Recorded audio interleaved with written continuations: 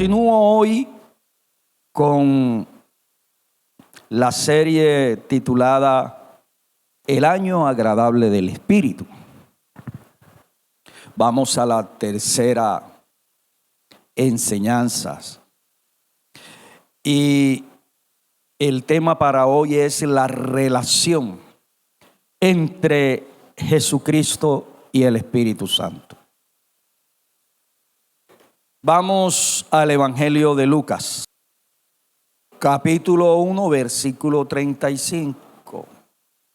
Dice: respondiendo el ángel le dijo: el Espíritu Santo vendrá sobre ti, y el poder del Altísimo te cubrirá con su sombra. Hasta allí. Este es un versículo que hace parte del anuncio del ángel Gabriel a María. Ella se le dice que va a ser la madre de el ungido de Dios, del ungido del Espíritu. Y María pregunta: ¿cómo va a suceder esto? Porque yo aún no estoy casada y no tengo ningún contacto con hombre alguno, o sea, de tipo sexual. Entonces, el ángel Gabriel le da el mensaje de parte del Señor: el Espíritu vendrá sobre ti, y el poder del Altísimo, es decir, el poder del Espíritu Santo, te va a cubrir con su presencia. Entonces, por la intervención del Espíritu, le dio a entender: tú vas a quedar embarazada, tú vas a concebir. En el capítulo 3, pase adelante, el escritor del Evangelio, que lleva por nombre Lucas, refiere sobre el bautismo de Jesús. Dice en el versículo 21 que cuando todo el pueblo se bautizaba, Jesús también fue bautizado, y orando el cielo se abrió y descendió el Espíritu sobre Jesús en forma corporal como paloma, y vino una voz del cielo que decía: tú eres mi Hijo amado, en ti tengo complacencia. En el capítulo 4, en el versículo 1, una vez más el escritor Lucas nos habla del Espíritu y de Jesús. Dice que Jesús, lleno del Espíritu, volvió del Jordán, y luego nos dice que fue guiado por el Espíritu al desierto. En el versículo 14 del capítulo 4, una vez más nos habla de Jesús y el Espíritu, y dice que Jesús volvió en el poder del Espíritu a Galilea. Luego, en el versículo 18 nos habla de algo todavía mucho más profundo. Narra que el Señor fue a la aldea de Nazaret, donde vivió desde la edad de 4 años. Allí se crió hasta su adultez temprana. Luego, en una sinagoga se le da la oportunidad para leer las Escrituras. Entonces él escoge el pasaje de Isaías que habla sobre el Mesías, el ungido de Dios, la persona de quien estaba escrita desde Génesis hasta Malaquías, y que Dios había prometido enviar para salvar a su pueblo, para perdonar sus pecados, etc. Entonces, el pueblo en ese tiempo estaba a la expectativa de la venida del Mesías. Habían pasado desde la época de Malaquías, el último libro del Antiguo Testamento, hasta la venida de Jesucristo, aproximadamente 400 años. Y la gente estaba ansiosa, en espera de la venida del Mesías. Porque Malaquías fue el último profeta del Antiguo Testamento y fue la última persona que habló sobre la venida del Mesías. Indicó en una de sus profecías que el Mesías haría aparición en ese tiempo. Así que los creyentes en la palabra de Dios de aquella época estaban a la espera del Mesías, ansiosos. Y luego viene nuestro Salvador, y allí en esa sinagoga de Nazaret toma ese versículo, el 18, dice: el Espíritu del Señor está sobre mí. Sobre quiere decir, el Espíritu está habitando en mí de manera plena. El Espíritu me ha ungido con su presencia, con su autoridad, con su poder. Y me ha enviado a anunciar el evangelio a los pobres. Me ha enviado a sanar a los quebrantados de corazón, a pregonar libertad a los cautivos y darle la vista a los ciegos, a poner en libertad a los oprimidos, a anunciar el año agradable del Señor. Y luego dice que terminando de leer, entonces enrolla el pergamino o el libro de Isaías.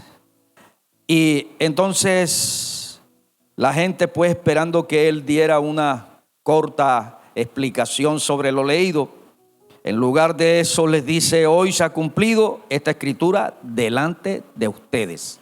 Es decir, lo que Isaías profetizó hace muchísimos años atrás ha venido a cumplimiento. Yo soy esa persona de quien Isaías habló. Yo soy esa persona de la cual refiere Malaquías y los otros profetas. Yo soy el ungido del Espíritu. Yo he sido ungido por el Espíritu para hacer la obra de Dios, para llevar a cabo a través del Espíritu salvación, sanidad, liberación, etc. Entonces, como usted puede notar, hasta donde hemos leído, de los 4 evangelios, el de Lucas es el que más nos habla del Espíritu Santo. El escritor refiere de la intervención del Espíritu en la vida terrenal de Jesús. El escritor nos deja ver la conexión y la relación que existía entre el Espíritu Santo y Jesucristo. Nos deja ver la intervención del Espíritu Santo en la edificación espiritual de nuestro Salvador. nos deja ver la participación del Espíritu Santo en la obra que realizaba Jesucristo. Entonces, desde el primer capítulo de este evangelio, Lucas nos hace notar, Lucas deja ver a los lectores sobre la relación que existía entre Jesucristo y el Espíritu Santo. Para usted, ¿qué es una relación? Hay distintas clases de relaciones, pero la relación que había entre Jesucristo y el Espíritu Santo era bidireccional. Ambos participaban en esa relación. El Espíritu participaba en la vida de Jesús y Jesús le respondía al Espíritu. Para que usted tenga una idea más cercana, cuando hablo de relación bilateral, me estoy refiriendo a ese tipo de relación en la que, por ejemplo, en una conversación ambos intervienen. Hay conversaciones en donde solo una sola persona habla y los demás escuchan, no responden. Esa no es una relación de tipo bilateral. Hay veces que nosotros nos acercamos a Dios, por ejemplo, y solo le hablamos a Dios, pero no hablamos con Dios. Son dos cosas diferentes. Hablarle a Dios es una cosa, pero hablar con Dios es otra cosa. Hablarle a Dios es sencillamente decir y no permitir que Dios intervenga en esa relación. Pero hablar con Dios es decirle y luego Él nos responde, Él nos dice a nosotros. Entonces la relación que existía entre Jesucristo y el Espíritu Santo era de esa clase. Era una relación mutua. Así que Lucas nos deja ver la relación entre Jesucristo y el Espíritu Santo. Él nos dice en el primer capítulo, tal como lo hemos leído, que el Verbo de Dios adquirió la naturaleza humana por la acción del Espíritu. El ángel Gabriel le dice a María que ella quedaría embarazada por la intervención del Espíritu, por el poder del Espíritu, por la presencia del Espíritu. Y luego nos dice en el capítulo 3 que después del bautismo de Jesús, el Espíritu descendió sobre el Señor. Dice que fue de manera corporal, como semejando a una paloma que descendía y vino sobre él. En ese momento, Jesús fue lleno de la presencia plena del Espíritu Santo. Fue lleno de la totalidad del Espíritu Santo. Jamás nadie, ni en el Antiguo, ni en el Nuevo Testamento, ni en la actualidad, ha sido lleno del Espíritu como lo fue nuestro Señor. La Biblia en el Antiguo Testamento nos habla de personas que fueron ungidas por el Señor. Nos habla de personas que fueron ungidas en el Nuevo Testamento.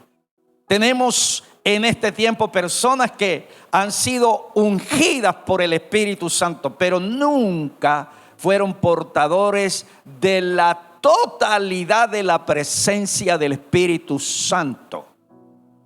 Nunca tuvieron la totalidad del poder del Espíritu Santo y la autoridad del Espíritu Santo en sus vidas. El único que fue lleno de manera plena, total, hasta rebosar, hasta convertirse en una cascada de la cual fluía el Espíritu, fue nuestro Salvador, nuestro Redentor. Y eso sucedió después de su bautismo, después de él haber obedecido el plan de Dios, después de él cumplir con la palabra de Dios, después de ser un hacedor de el mandamiento del Señor. Ahora, luego en el capítulo 4, Lucas nos dice que Jesús vuelve del Jordán lleno del Espíritu Santo. Es guiado por el Espíritu. Está dotado por el Espíritu. Y luego nos dice que fue ungido por el Espíritu, pero que esa unción era diferente a la que recibió Elías, a la que recibió Eliseo, a la que recibieron los sacerdotes, los reyes. Esa unción le identificaba a Jesús como el ungido, elegido del Espíritu. Ahora vaya un momento a unos capítulos más adelante, el 11, por favor, del mismo Evangelio de Lucas. Y es importante aquí el testimonio que presenta nuestro Salvador del Espíritu. Note que Lucas está hablando de la relación que existía entre Jesús y el Espíritu. Él nos habla de la intervención, la participación, el obrar del Espíritu en la vida de Jesús. Ahora Jesús nos habla del Espíritu. Jesús habla del Espíritu y dice en el versículo 20: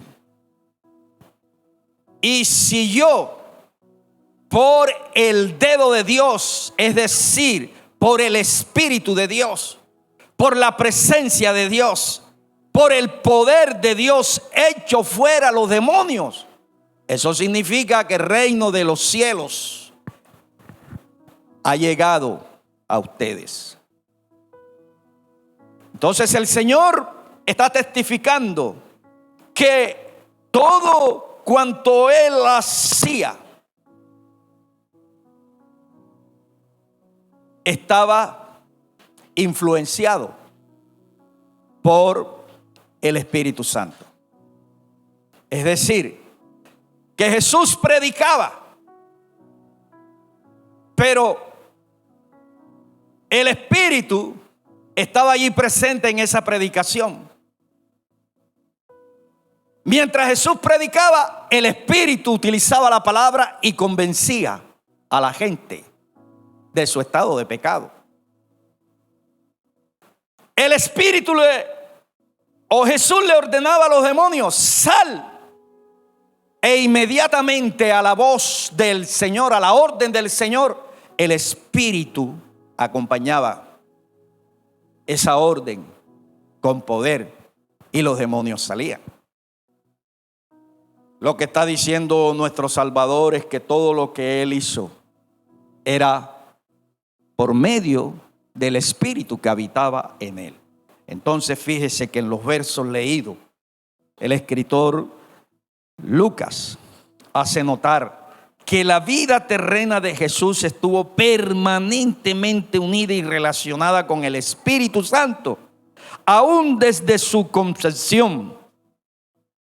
En su infancia estuvo el Espíritu. Dice que el Señor se fortalecía espiritualmente y físicamente. Ese detalle también nos lo dice Lucas, y es el único evangelio que nos habla de la infancia del Señor.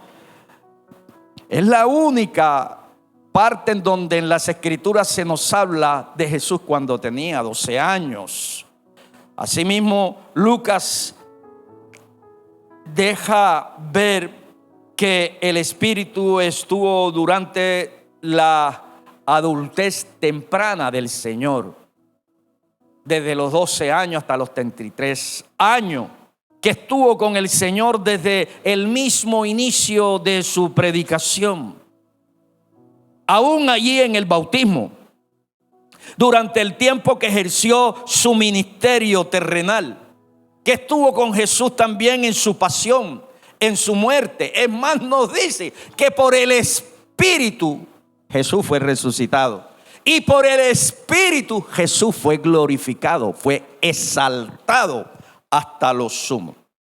Entonces, en los versos leídos, Lucas nos está mostrando que entre Jesucristo y el Espíritu Santo existía una relación de reciprocidad divina. Era una relación recíproca. O sea, quiero decir que Jesús y el Espíritu estaban unidos, que estaban conectados de manera inseparable. Ni el uno ni el otro podían hacer nada sin la intervención de uno de los dos. El Espíritu obraba en Jesús y a través de Jesús.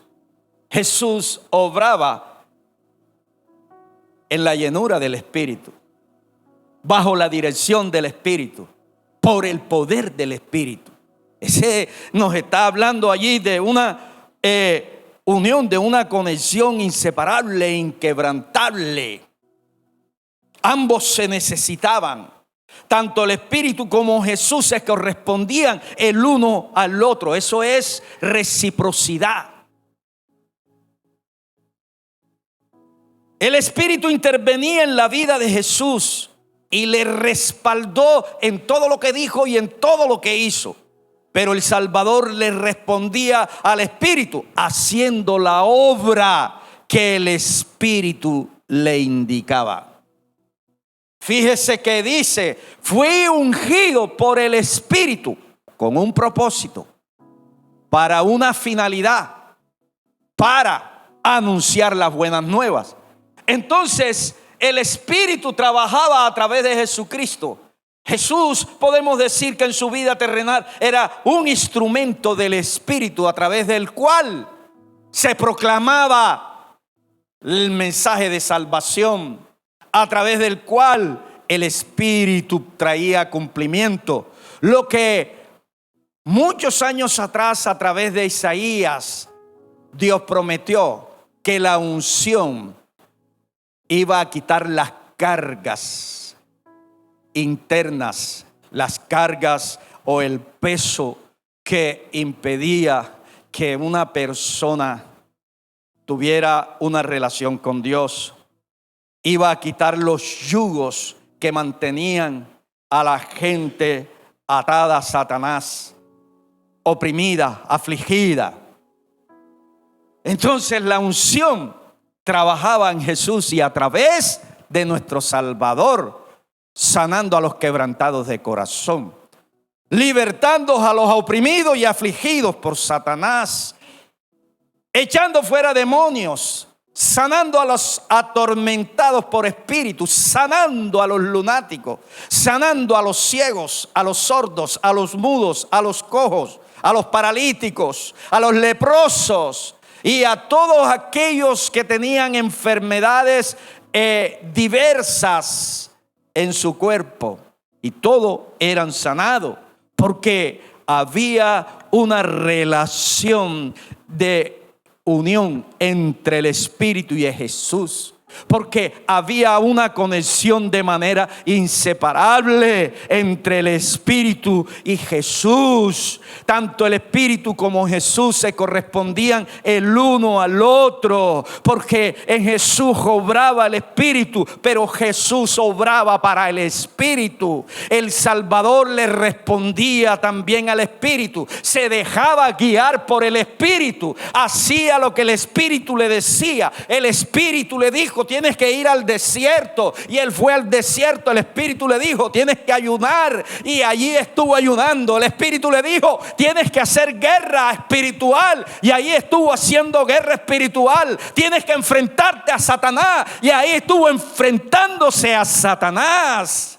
Entonces vemos nosotros que debido a ese tipo de relación, Jesús en su naturaleza humana era una persona avivada. Estaba avivado por el fuego de Dios, y a través de él Dios fluía, el Espíritu Santo fluía en la gente. Alabado sea Dios. ¿Por qué? Porque existía una relación de reciprocidad entre ellos. Una relación mutua, una relación de tipo bilateral. Muchas veces nosotros desconocemos que para crecer espiritualmente necesitamos una relación con el Espíritu. Jesús la necesitó. Desde temprana edad él procuró más del Espíritu en su vida. Aunque desde su concepción misma el Espíritu estaba con él, aunque Jesús nunca pasó un instante de su vida sin el Espíritu, a excepción de aquel momento cuando tomó nuestros pecados estando en la cruz y clamó diciendo: Padre, ¿por qué me has abandonado? Pese a que el Espíritu siempre tuvo en Jesús, él procuró más y más de Dios en su vida. Él aprovechó el tiempo de su infancia, él aprovechó el tiempo de su juventud, y luego a la edad de 33 años, allí en el Jordán, recibió la plenitud del Espíritu. Nosotros, para crecer espiritualmente, necesitamos una relación con el Espíritu. Nosotros, para tener victoria, necesitamos la dirección del Espíritu. Nosotros, para poder andar sobre las aguas de los problemas, caminar como el Señor caminó sobre las aguas, necesitamos una relación con el Espíritu. Necesitamos, hermanos, la unción del Espíritu para poder quebrar aquellos yugos que hay dentro de nosotros. A veces nosotros nos damos cuenta de la pajita que está en el ojo de otra persona, pero no nos damos cuenta del mal que habita en nuestro espíritu, en nuestro corazón. Y tal como lo dijo el Señor, que del corazón sale el adulterio, la fornicación, las enemistades, los pleitos, las contiendas, las mentiras, la hipocresía, el engaño, la codicia. Del corazón sale todas las perversidades. Y a veces, la mayoría de las veces, no advertimos que dentro de nosotros hay, hermanos, cargas. A veces no nos damos cuenta que hay cosas dentro de nosotros que son pesos con los cuales cargamos y nos impiden caminar como Dios nos los pide. Nos impiden movernos hacia Dios. Nos impiden avanzar hacia Dios. A veces creemos que la salvación se reduce solo a: Señor, yo quiero ser salvo, perdona mis pecados, y eso es todo. Algunos otros añaden: hay que venir a la iglesia, hay que cantar, hay que tocar palmas, hay que diezmar, hay que ofrendar, hay que escuchar la palabra, y hasta allí. Todo eso hace parte del culto a Dios. Pero un culto que nosotros ofrecemos a Dios sin una relación con el Espíritu Santo no tiene beneficio para una persona. Porque lo que produce beneficio para una persona es su relación con el Espíritu Santo. El Espíritu trabajó en Jesús y a través de Jesús. Ahora, el Espíritu no obró para sanar interiormente el corazón y el espíritu de Jesús, porque Jesús no tenía necesidad de ser sanado. Él no tenía un corazón roto. Él no tenía un espíritu atado a el pecado. Él vino a este mundo sin la naturaleza humana. Recordemos que Jesús es el Verbo eterno. Él existió en la eternidad antes de venir a este mundo. Él es Dios. Él es el creador. Por medio de Él y para Él fueron hechas todas las cosas. Y Dios mismo se despojó de su gloria y descendió y tomó la naturaleza humana en el momento en que fue concebido, en el momento en que el Espíritu vino sobre María. En ese mismo momento el cuerpo de Jesús comenzó a formarse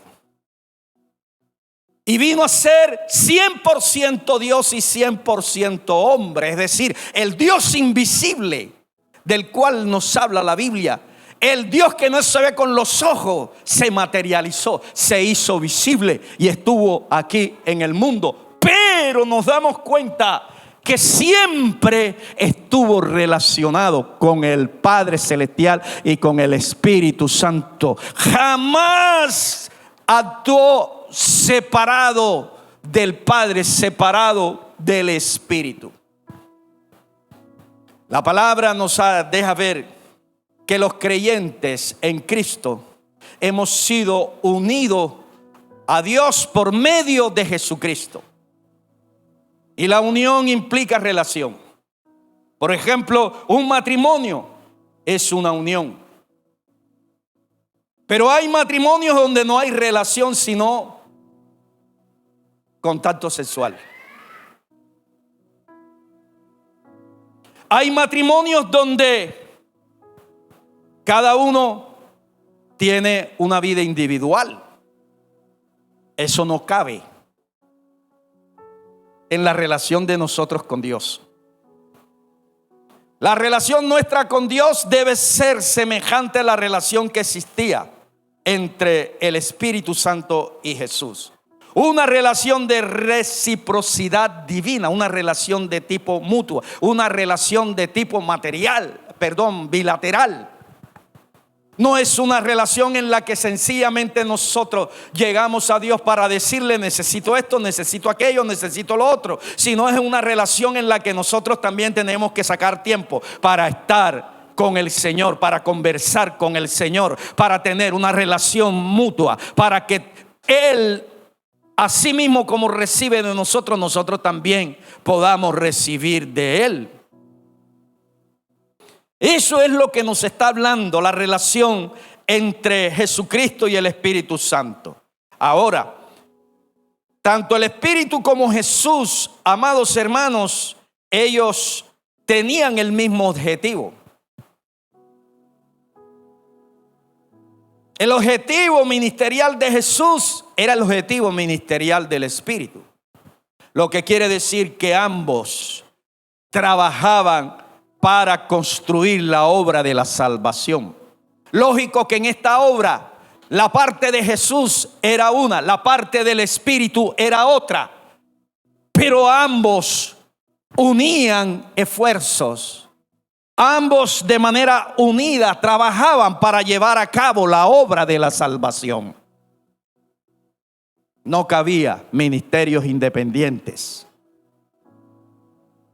en la relación entre el Espíritu y Jesucristo. Ahora usted y yo hemos sido ungidos por el Espíritu. Usted y yo, los que estamos en Cristo, somos templo del Dios viviente. Eso significa que el Espíritu de Dios vino a tu vida, a tu espíritu, a morar en el momento que de corazón tú recibiste a Cristo. Él habita allí dentro de ti, aunque tú no te des cuenta, aunque tú no lo entiendas o posiblemente aunque tú no lo creas. Pero si de corazón recibiste a Cristo, Él está allí presente, el Espíritu. La presencia de Dios está dentro de ti. No está lejos, sino dentro, ahí mismo, dentro de ti. Por eso donde quiera que tú vayas, el Señor va a ir contigo, porque Él está allí dentro de ti. Tú eres una casa viva en la que habita la presencia del Todopoderoso, la presencia del Ser Divino. Ahora fíjate que Jesús está viviendo en nosotros a través de su Espíritu. Y si Él está viviendo en nosotros a través de su Espíritu, la relación que nosotros tenemos que tener con Él es una relación mutua. Es una relación semejante a la que tuvo Jesucristo y el Espíritu Santo. Es una relación en la que tenemos que mantenernos unidos al Espíritu. Y para mantenerse unidos a lo que al Espíritu, tenemos que hacer lo que al Espíritu le agrada. ¿Qué le agrada al Espíritu? Que obedezcamos su palabra. ¿Qué le agrada al Espíritu? Que en lugar de obedecer a los deseos de la carne, usted y yo elijamos obedecer al Espíritu. Porque cuando no obedecemos al Espíritu, entonces dice la palabra que contristamos al Espíritu, le entristecemos. Y cuando uno no se arrepiente, sino que continúa en la práctica del pecado que cometió adrede a propósito, apaga el Espíritu. Y entonces interiormente, en lugar de estar el Espíritu en su vida, tomando el control de esa vida y guiando esa vida en su transitar hacia el cielo, la persona va a caer otra vez en el andar en la carne y va a practicar el pecado y va a vivir conforme a su antigua manera de vivir. Y en lugar de transitar por el camino que conduce al cielo, se va a desviar y va a volver otra vez al camino ancho y espacioso que conduce a la perdición eterna. Y en este caso, conociendo la verdad, es peor, porque la persona está caminando equivocada, engañada en el camino que conduce a la perdición, creyendo que está correcto ante Dios. Porque tiene el Espíritu apagado en su vida. Y el Espíritu no vino solamente para estar allí dentro de nosotros. El Espíritu vino a ocupar nuestra vida para hacer una obra dentro de nosotros. Jesús perdona, Jesús salva, Jesús justifica. Jesús nos pone en una relación de tipo personal con el Padre. Jesús viene y nos limpia con su sangre. Pero eso no es todo. Eso nos habla de la posición tuya y mía delante del Padre Celestial. Nos dice que es la posición de Jesús. Estamos sentados juntamente con Cristo en los lugares celestiales. Pero aunque Jesús nos perdonó y nos dio salvación, eso no es todo. La Biblia nos dice que la obra de Dios no termina allí.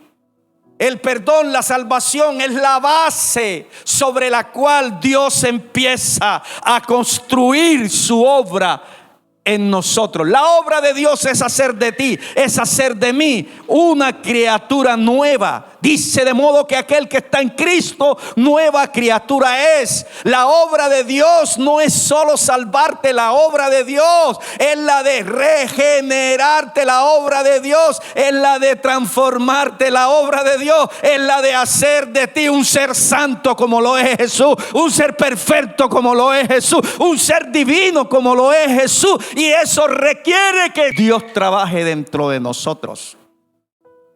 Porque aunque somos salvos, todavía seguimos siendo pecadores. Aunque hemos sido justificados, todavía seguimos siendo carnales. Y hay necesidad de que Dios actúe dentro de nosotros y nos cambie. ¿Y qué es lo que comienza a cambiar Dios? Comienza primeramente a resucitar tu espíritu, mi espíritu.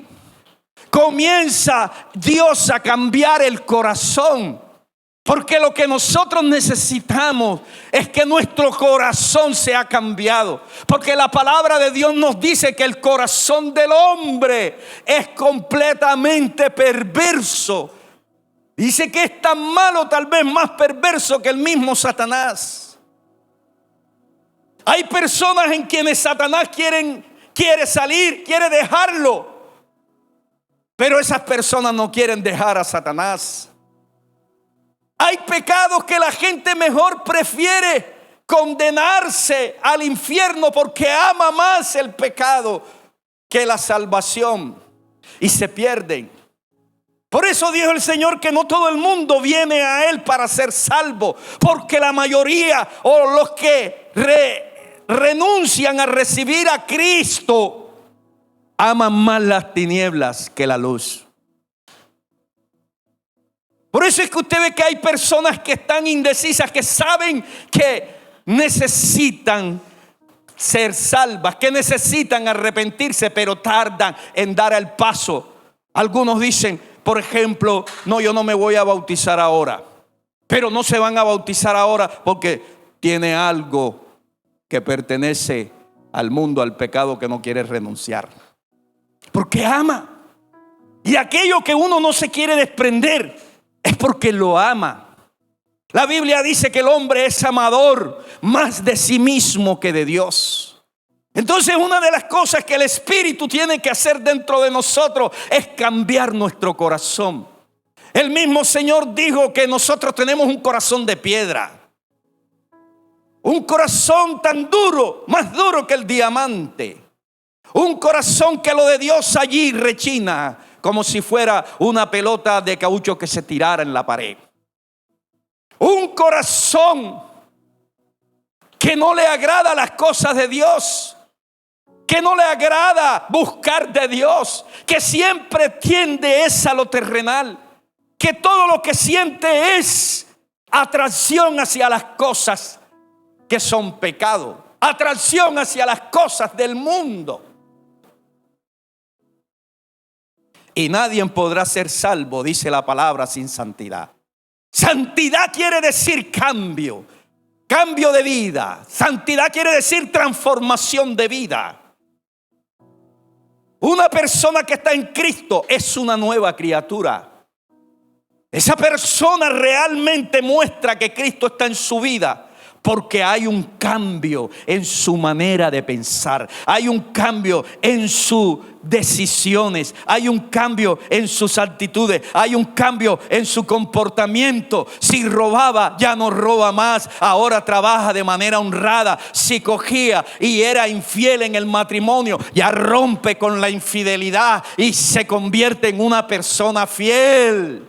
Hay un cambio, hay una transformación en la vida de esa persona. No hay perfección, pero sí hay un cambio en que la persona se interesa por la persona de Dios, se interesa por agradar a Dios, se interesa por crecer en Dios, se interesa por recibir de Dios, se interesa por estar lleno de Dios, se interesa por las cosas que Dios dice en la palabra. Ya no busca la fiesta, ya no busca el licor, ya no busca las cosas que anteriormente le daban disfrute. Ahora busca las cosas de Dios, busca estar en la iglesia, busca leer la palabra, busca en ayuno y en oración al Señor. Esas son señales de una persona que está convertida a Cristo. Pero una persona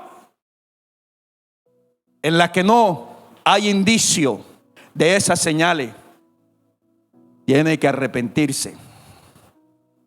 Hay que decirle, alguien tiene que decirle, tienes que arrepentirte. Alguien tiene que decirle, tienes que nacer de nuevo. Jesús se lo dijo a Nicodemo. Nicodemo era más religioso que cualquier otra persona en la actualidad. Nicodemo era un maestro de la palabra. Nicodemo tenía en su mente grabadas muchas porciones de la Biblia. Nicodemo era un doctor en la palabra. Nicodemo era un profesional. Nicodemo era una persona famosa en su época. Nicodemo era un hombre que obedecía todos los mandamientos del Señor. Más de 600 leyes y las obedecía todas. Aún diezmaba hasta del orégano que nacía en el jardín de su casa. De la menta que nacía en el jardín de su casa, llegaba el diezmo de esas maticas. Ayunaba 2 veces en la semana. Hacía largas oraciones.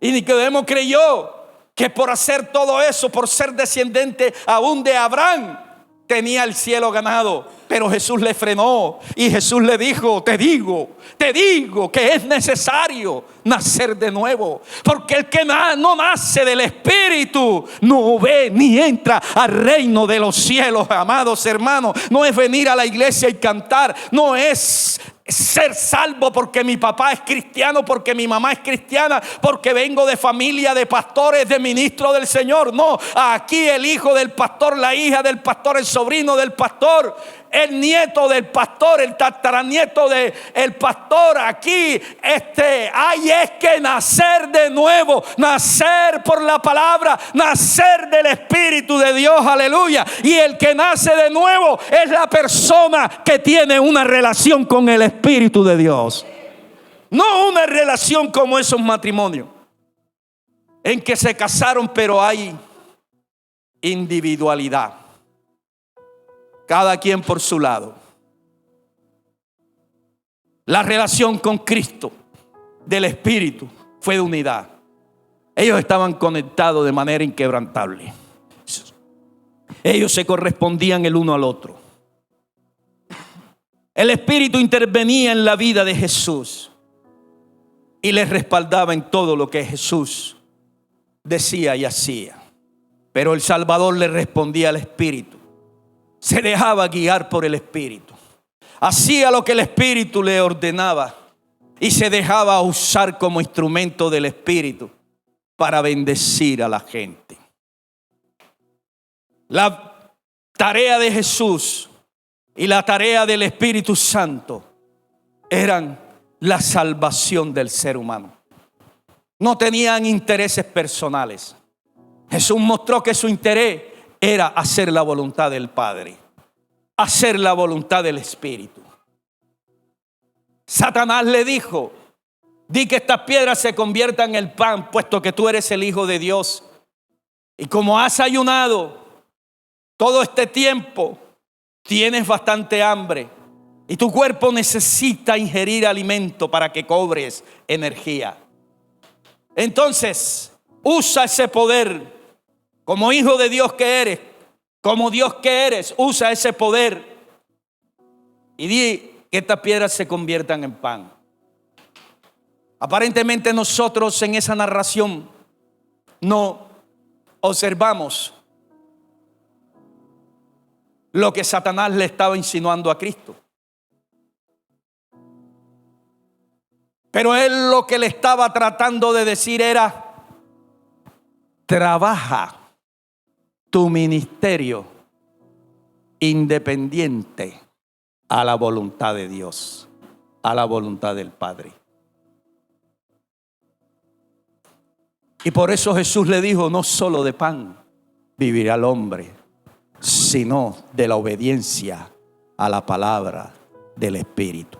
Alabado sea Dios. Entonces fíjese que el Espíritu trabajaba para la obra de la salvación de la gente. Jesús trabajaba para la obra de la salvación de la gente. Hay muchos ministerios que no están unidos al mismo propósito del Espíritu en la actualidad. Hay muchos ministerios que recibieron la unción pero no la usan con el motivo correcto, el del Espíritu. Muchos ministerios que no trabajan guiados por el Espíritu, sino que utilizan la palabra de Dios para conveniencia propia. Utilizan los dones de Dios para sacar provecho de lucro y le ponen precio a la predicación del Señor. Necesitas un milagro, siembra tanto. Jesús nunca le cobró un peso a nadie y siempre estuvo desbordado de gratitud. Siempre dijo: el que tiene hambre, el que tiene sed, venga a mí y yo le saciaré. El que está cargado, el que está trabajado y cansado, venga a mí y yo lo haré descansar. Le daré gratuitamente agua de la fuente de vida. Pero cuando una persona no está unida, conectada al propósito del Espíritu, trabaja independiente.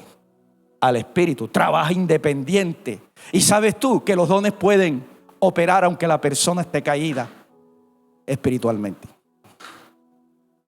Porque lo de Dios es algo que es eterno.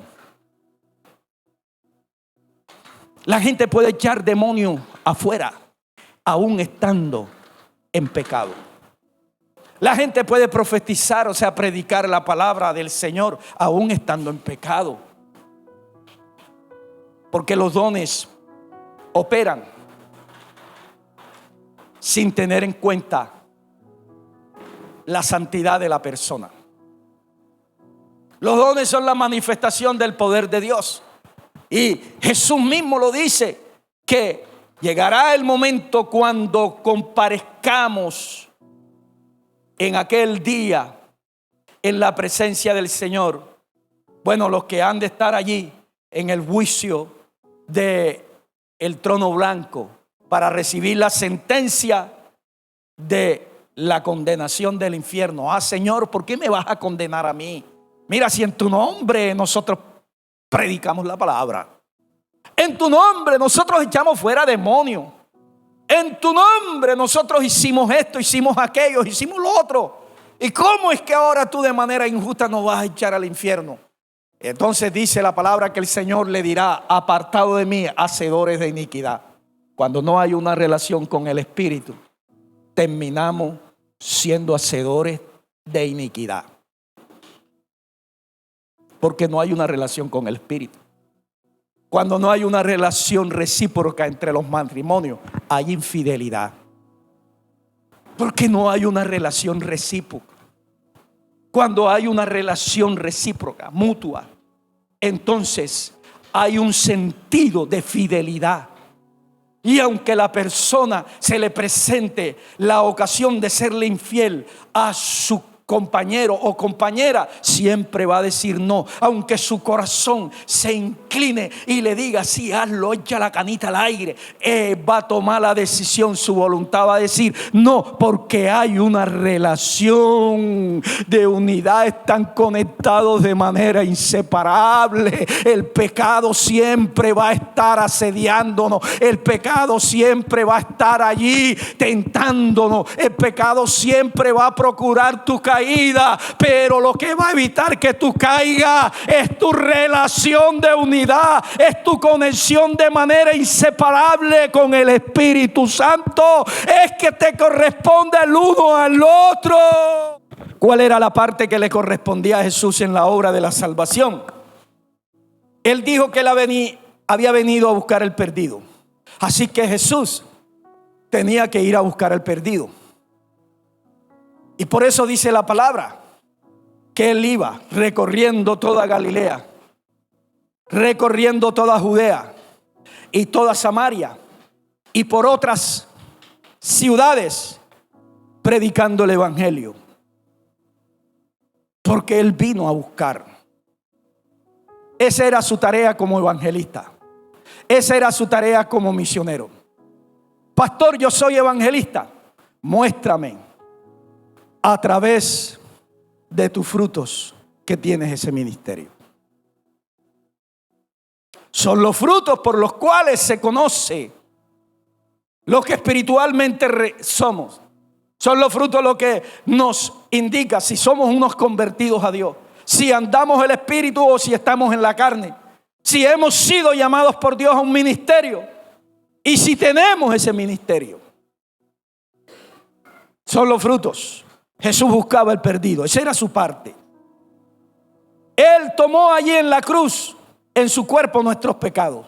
Esa era otra parte de la obra de Jesús en la salvación.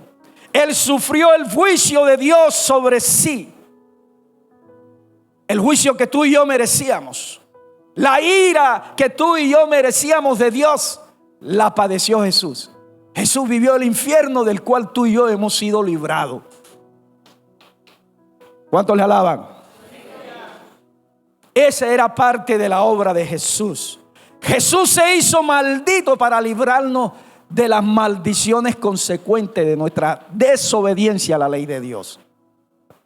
Él anuló toda maldición que estaba sobre ti, que estaba sobre mí. La obra de Jesús consistía en llevar en su cuerpo nuestras enfermedades, nuestras dolencias. Por su parte, la obra del Espíritu era intervenir en la concepción o el nacimiento o la formación de la naturaleza humana de Cristo. La obra del Espíritu era llenar de la plenitud de su presencia con su poder y autoridad a Cristo. La obra del Espíritu era respaldar a Jesús a lo largo durante su ministerio, aún estando en su muerte, resucitarlo de entre los muertos y exaltarlo. Entonces vemos al Espíritu Santo en Jesús y trabajando a través de Jesús. Por ejemplo, Él actuó a través de Jesús para convencer de pecado, de juicio y de justicia a la gente que escuchaba el mensaje predicado por el Señor. Predicadores hay muchos, pero ¿cuántos de los que predican su mensaje está acompañado por el respaldo del Espíritu? Jesús predicaba un mensaje ungido. Quiere decir que ese mensaje estaba respaldado por el Espíritu Santo. Quiere decir que cuando Jesús predicaba, el Espíritu se encargaba de redarguir a la persona, de hacerle consciente: eres un pecador. Y la persona por primera vez conocía: soy un pecador. De hacerle consciente que estaba en ese estado de pecado, muerto para Dios, separado de Dios, destituido de su gloria, que estaba condenado al infierno. Y la persona era consciente: caramba, hay un infierno y yo estoy condenado a ese infierno. Y luego llevaba a la persona, el Espíritu, a que tomara una decisión en respuesta al mensaje. El Espíritu le hacía saber: ¿qué vas a hacer con esta palabra? ¿Te vas a quedar siendo pecador? ¿Te vas a quedar en el infierno? ¿O vas a tomar la decisión de venir al Salvador? Porque el Espíritu le hacía consciente a la persona la necesidad de ser salvado y le llevaba a Cristo para que la persona tuviera convicción, seguridad, fe que Cristo era la persona por medio de la cual iba a recibir el perdón e iba a recibir también la salvación. Yo recuerdo que cuando el pastor que me ganó para Cristo, él duró 4 meses aproximadamente evangelizándome, todos los días. Habían veces que duraba hasta las 4 de la madrugada. Y yo lo llamé para sentarme con él, procurar meterme en la iglesia y desbaratar la iglesia. Lo había intentado de otras maneras, porque en ese entonces, cuando yo era un joven lindo, bonito, gordito, rosado, eso no lo publico yo. En esa época, ser evangélico era algo similar a tener el... Era algo detestado por la sociedad. Y yo un sábado veo que la iglesia se muda y digo: caramba, estos son evangélicos y vienen aquí para frente a la casa.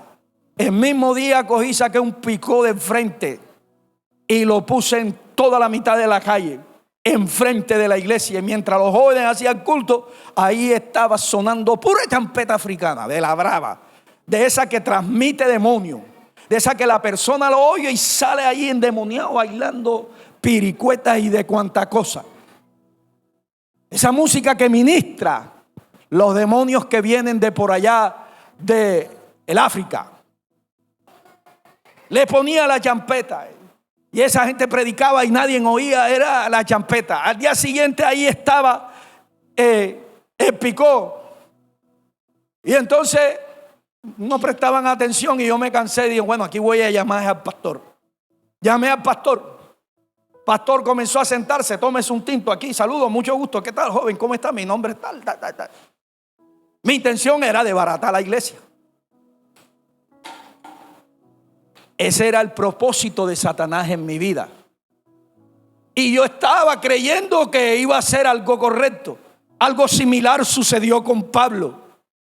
Estando en su religión, él pensó que estaba agradando a Dios, persiguiendo a los cristianos y asesinándolos, metiéndolos en las cárceles, despojándolos de sus bienes, hasta que llegó Cristo a su vida. Y Pablo, de perseguidor, se convirtió en un siervo que arrebataba las almas a Satanás para Cristo. Eso sucede cuando hay una conversión. Eso sucede cuando hay gente que realmente tiene una relación con el Espíritu. Entonces yo ponía ese picó y no me dio resultado. Yo estaba lejos, que me estaba enfrentando era con Dios. Lejos de saber que esa iglesia se había mudado allí porque Dios la había enviado como instrumento para rescatarme exclusivamente a mí.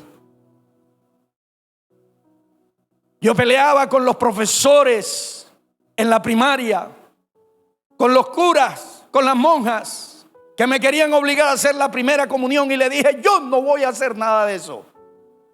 Y entonces en la casa me cogió mi mamá y mi papá a darme: hazla o no, me van a matar, pero no lo voy a hacer. Se me metió ese tema. Y entonces el motivo mío era: ¿yo qué primera comunión voy a hacer? A decirle a una persona, yo que soy de 11 años, a decirle he pecado, cuando esa gente ha hecho algo peor que lo que yo he hecho. A mí me metieron a estudiar la primaria en un colegio de monjas. Entraba en las horas de la mañana y regresaba a la casa en la noche. Y había una monja que me tenía un cariñito, pero bien hermoso. Desde que llegaba cogía y aquí me ponía y hacía así hasta que me hacía llorar. Y ella se reía de eso. Luego me cogía y me sentaba en el patio. Era la directora. Y ahí me arrodillaba. Era una cancha de brea caliente cuando calentaba el sol. Y allí los pantalones eran cortos, ese era el uniforme. Ahí quedaba yo de rodillas, no entraba en clase. Cuando iba a almorzar no había almuerzo para mí. Cogía y me quitaban la plata de la que yo recibía para comprar la merienda en el colegio. La monja me tenía un cariñito aparte. Hasta el día que me cansé. Entonces, tal vez ese cariñito era porque los demás dormían y yo me levantaba, no dormía y me metía a investigar la vida secreta de ellos. Entonces veía al sacerdote fulano con la monjita. La vida que llevaban en secreto. Y entonces cuando yo me daba cuenta de todas esas cosas, ella actuaba de esa manera conmigo. Pero cuando llegaba la persona, una hermana de mi papá, por medio de la cual a mí me metieron allí en ese centro educativo, me cogían, me ponían en el comedor, me ponían todas las cosas porque ella era la que financiaba a través de una fundación la alimentación en ese colegio. Me trataban bonito y yo me di cuenta de la hipocresía religiosa. Me di cuenta de lo que es la religión.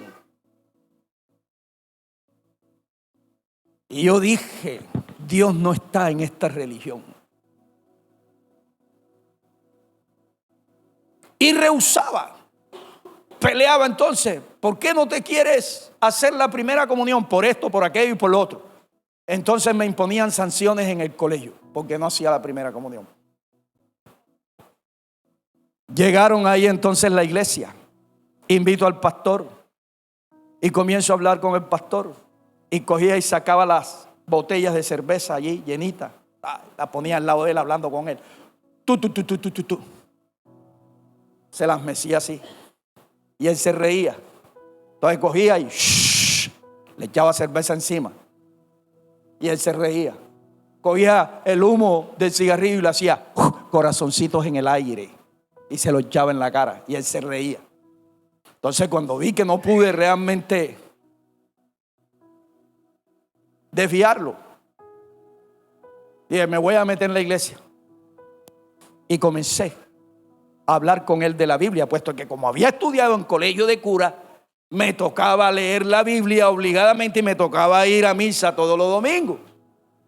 Porque si no iba al día siguiente, el lunes, estaba el profesor en la entrada con un cipote de reglas que era tremendo listón.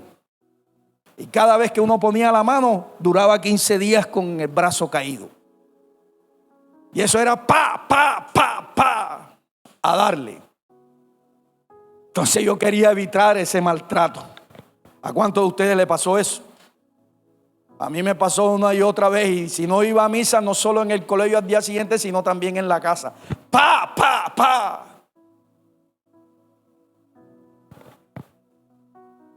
Y luego comenzó el pastor a hablarme la palabra.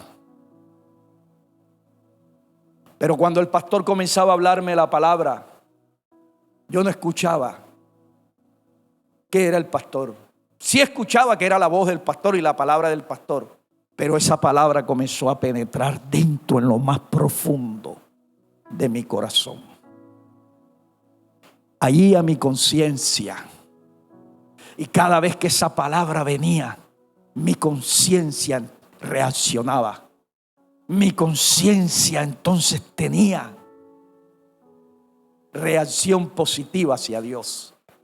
Comencé a conocer, estoy en pecado, soy un pecador. Y yo creo que la Biblia es la palabra de Dios. Eso lo tuve en cuenta desde pequeño, desde que comencé a leer la Biblia. Y buscaba e iba cuando iba a misa a pedirle a Dios y me mareé de orar la manera que me enseñaron los religiosos porque veía que no había respuesta.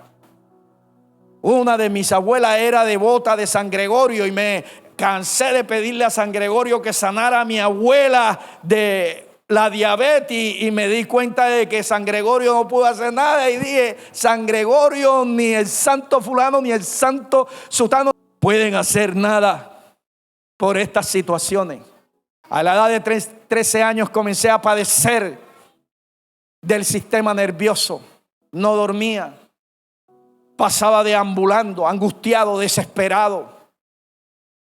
A veces salía a caminar en las horas de la noche, camina y camina y camina para poder de esa manera aliviar la angustia, la desesperación que me sobrevenía en las horas de la noche. Pero todo eso comencé a darme cuenta cuando la palabra que me estaban predicando llegaba dentro de mí. Y no solo me di cuenta que era un pecador, me di cuenta que el infierno es una realidad. Me di cuenta que yo estaba en el infierno y mientras el predicador me hablaba del infierno, algo sucedió. Yo me vi que estaba allí en ese infierno. Yo me vi que era una de esas personas que si en ese momento se moría iba para ese infierno.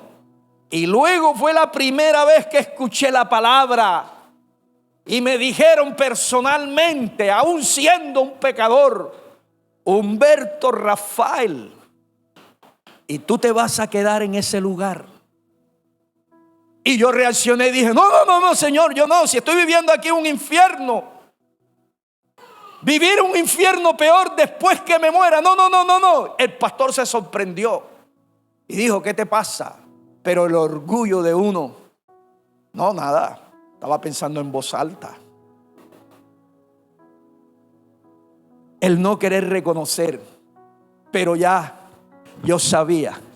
Él me estaba hablando la palabra de Dios, pero el Espíritu Santo me estaba convenciendo de pecado, de mi estado de perdición, de la necesidad de arrepentirme, de la necesidad de recibir a Cristo, de la necesidad de venir a Cristo. Y ese mismo día, movido por eso que el Espíritu Santo dentro de mí obró, me vine allí a la alcoba y comencé entonces a decirle al Señor, yo he creído en ti, Siempre peleé con las monjas, siempre peleé, Señor, con los curas, siempre peleé con los gnósticos, siempre peleé con estos otros.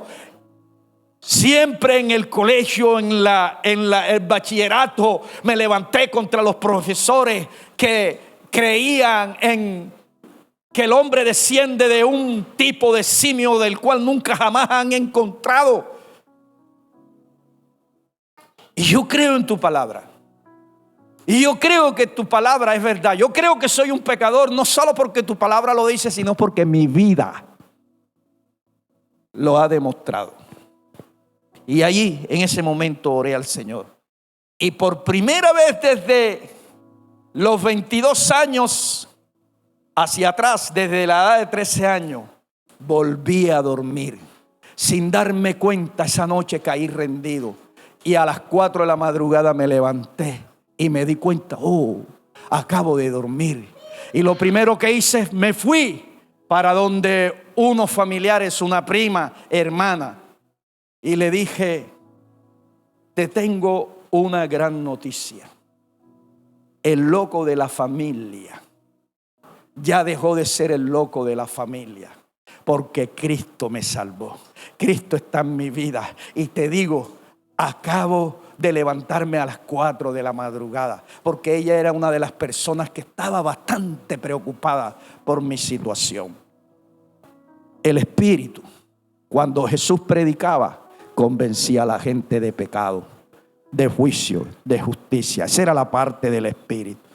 Él actuaba a través de Jesús.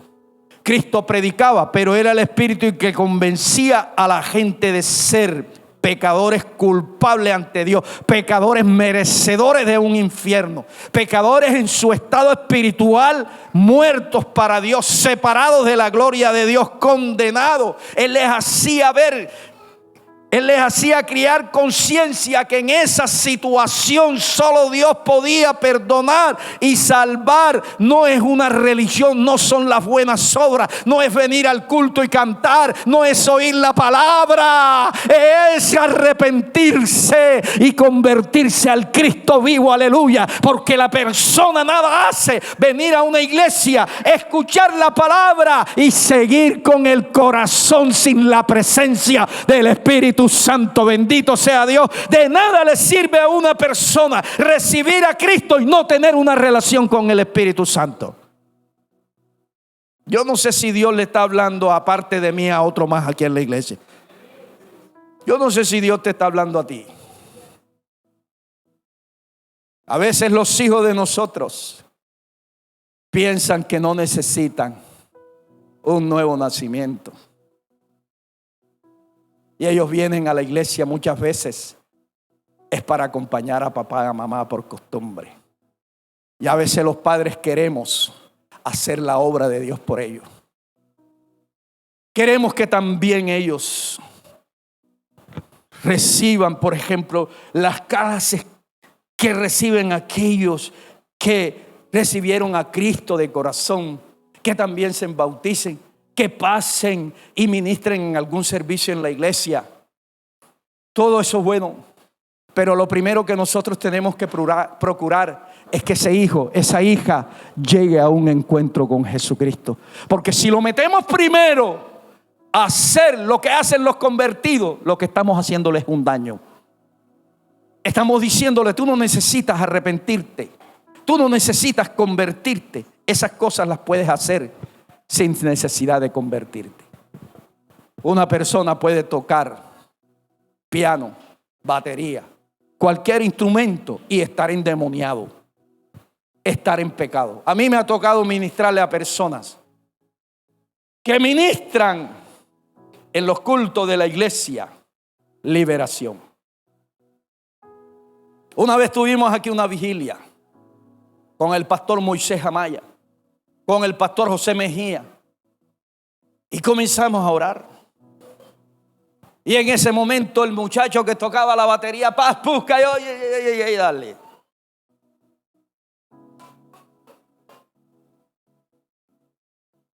Vino el pastor Moisés, reprendió, echó fuera y nada. Ahí seguía el demonio. Vino el pastor José Mejía. Ay, nada. Ahí seguía el muchacho revolviéndose. Ya yo había atendido varios casos de eso dentro de la iglesia. Incluso personas que tenían años de estar en la iglesia y resultaron poseídas en algún área de su vida.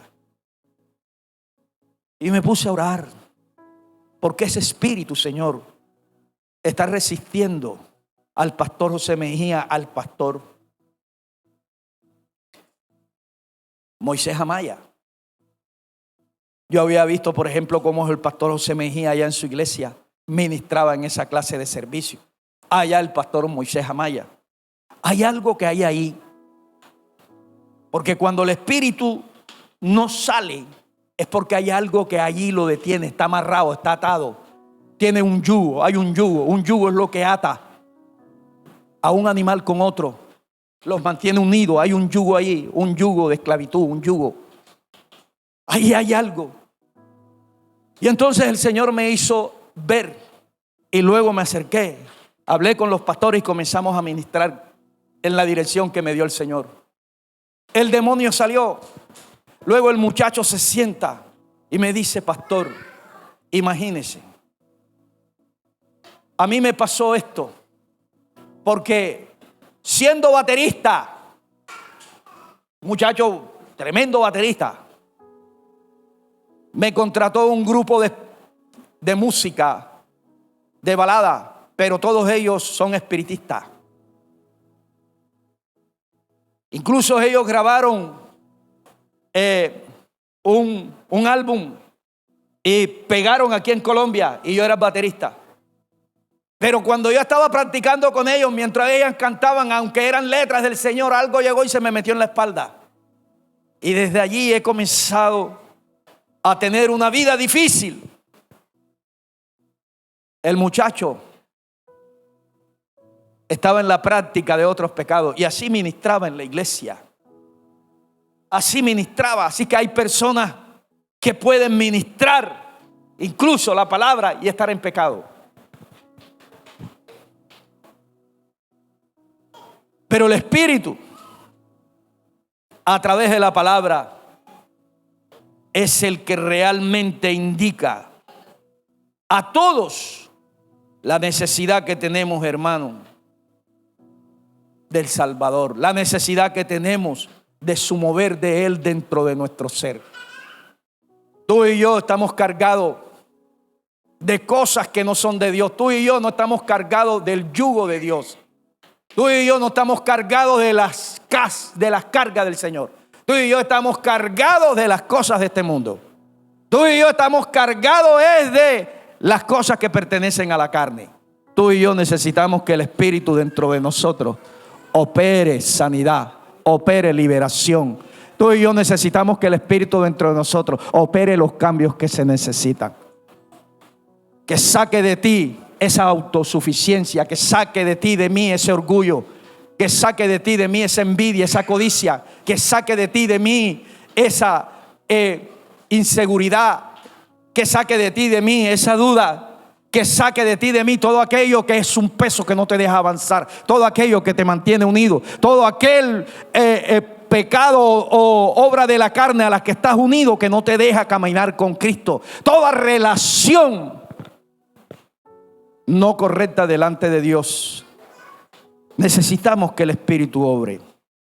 Cuando Jesús predicaba, el Espíritu era el que acompañaba esa palabra y la gente, hermanos, se arrepentía. La gente, por la acción del Espíritu a través de Jesús, era liberada, era sanada. Jesús proclamaba que por medio del Espíritu Él sanaba a la gente, etcétera. Así que la obra del Señor es la de salvar y la de perdonar, pero la acción del Espíritu es traer a cumplimiento la obra que Cristo hizo a tu vida. La obra del Espíritu es la de continuar lo que Cristo inició. La obra del Espíritu es la de santificarte, la de transformarte. Entonces tú y yo necesitamos una relación tal como la tenía Jesús con el Espíritu, porque tú y yo necesitamos ser santificado y ser transformado. Porque sin santidad nadie verá al Señor.